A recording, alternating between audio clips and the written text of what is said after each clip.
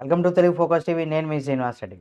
తెలంగాణలో ఉన్నటువంటి ప్రజలకి చాలామందికి ఇది ఒక గుడ్ న్యూస్‌గా అని చెప్పుకోవచ్చు. ముఖ్యంగా రేషన్ కార్డ్ ఉన్నవారికైతే ఇది 100% గుడ్ న్యూస్ అని చెప్పుకోవచ్చు.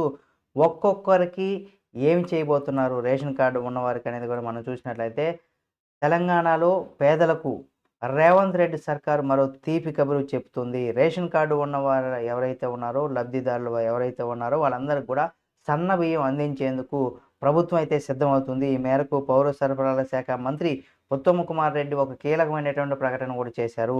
ప్రస్తుతం అంగన్వాడీ సెంటర్లు, ప్రభుత్వ పాఠశాలల్లో సన్న బియ్యం అందిస్తున్నారని, త్వరలో రేషన్ డీలర్ల ద్వారా కూడా లబ్ధిదారులందరికి కూడా అందిస్తామంటూ కూడా మంత్రి చెప్పుకొచ్చారు.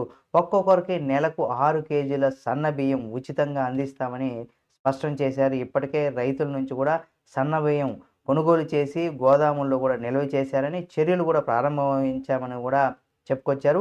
మిల్లింగ్ ప్రక్రియ కూడా కొనసాగుతుందని కూడా వెల్లడించారు. రైతులకు బోనస్ చెల్లింపు రైతుల వద్ద నుంచి కూడా సన్నధాన్యం కొనుగోలు చేసి వారికి రూ. 500 బోనస్ కూడా అందించామని, ఎలాంటి బకాయిలు లేకుండా చెల్లింపు పూర్తి చేశామని కూడా ఉత్తమ్ కుమార్ రెడ్డి అయితే పేర్కొన్నారు. ఈసారి 80-85 లక్షల మెట్రిక్ టన్నుల సన్నధాన్యం కూడా ఉత్పత్తి అయినట్టుగా కూడా చెప్పుకొచ్చారు.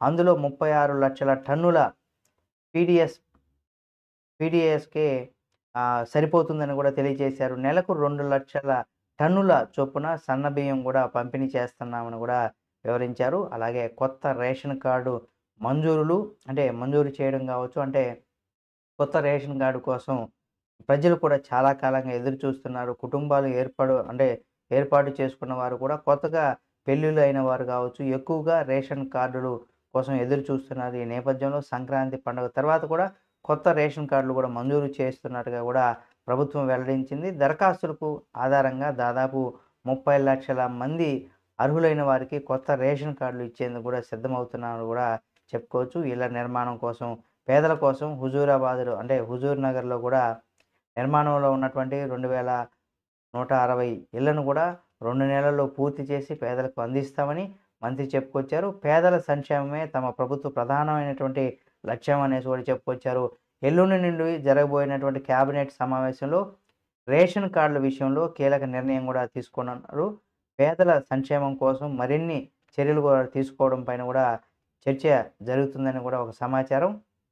తెలంగాణ ప్రజలకు ప్రభుత్వం ప్రకటిస్తున్నటువంటి ఈ చర్యలు వారి జీవన స్థాయిని కూడా మెరుగుపరచడంలో కీలకమైనటువంటి పాత్రను కూడా పోషిస్తుందనేసి కూడా ఆయన చెప్పుకొచ్చారు. మరి ఈసారి రేషన్ కార్డు అలాగే సన్నబియ్యం దీనికోసం ప్రజలు ఎక్కువగా సన్నబియ్యానికైనా ఎక్కువగా రేషన్ కార్డు కోసం ఎక్కువ మంది తెలంగాణలో ప్రజలు ఎదురు చూస్తున్నారని చెప్పుకోవచ్చు.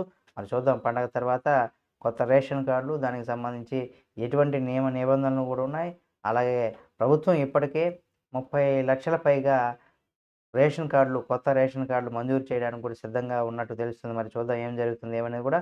ఈ వీడియో మీకు నచ్చితే లైక్ చేయండి. మరిన్ని వీడియోల కోసం మన Telugu focus TV channel subscribe చేసుకొని పక్కనే ఉన్న బెల్ బటన్ నొక్కడం మాత్రం మర్చిపోకండి.